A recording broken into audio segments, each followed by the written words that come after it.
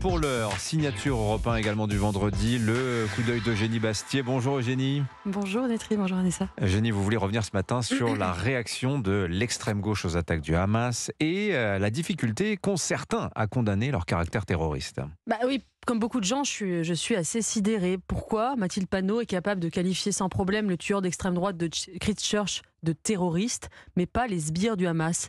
Pourquoi est-ce qu'on voit à Times Square défiler des cheveux bleus et des barbus? Alors on parle souvent d'islamo-gauchisme pour dénoncer cette convergence idéologique. Mais on ne parle pas assez, à mon avis, d'un autre lien, celui qui existe entre décolonialisme et terrorisme. Alors laissez-moi vous donner un exemple qui m'a frappé.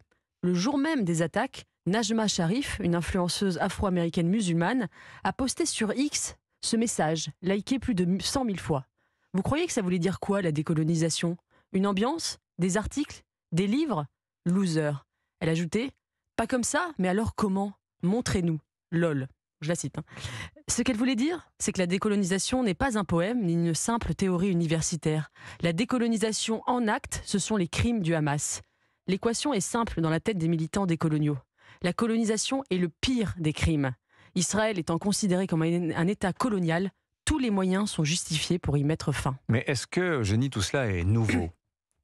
Non, pas du tout. Et d'ailleurs, les décoloniaux font souvent référence au fait que les résistants furent appelés terroristes pendant l'occupation pour relativiser les crimes du Hamas. Les terroristes d'aujourd'hui seront sans doute les résistants de demain. En réalité, leur vraie référence historique n'est pas la résistance. Qui peut croire d'ailleurs une seconde que les partisans français eussent pu s'en prendre à des enfants allemands? Leur vrai cadre historique, c'est la guerre d'Algérie. La guerre d'Algérie où le FLN n'hésita pas à recourir au terrorisme pour faire advenir la décolonisation.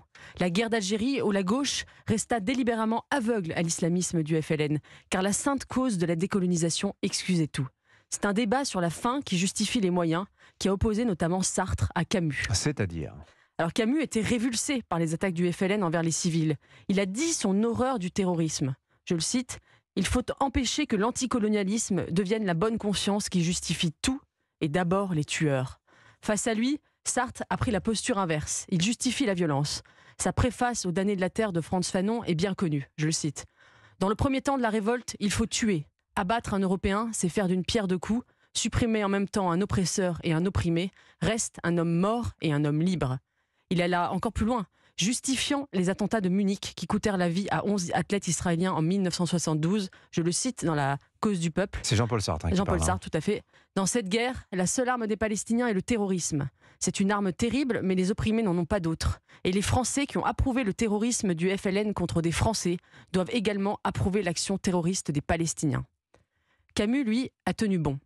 Il a condamné le terrorisme. Parce qu'il savait que s'il peut mener à la décolonisation, ce fut le cas en Algérie, il ne mène jamais à la paix. Parce qu'il savait qu'il ouvrait un cycle de violence, qu'il ouvrait le contre-terrorisme aveugle et indiscriminé, un piège de barbarie dont il est presque impossible de s'extraire. Il disait ces mots qui, je crois, doivent nous rester en mémoire aujourd'hui, au moment de la riposte d'Israël.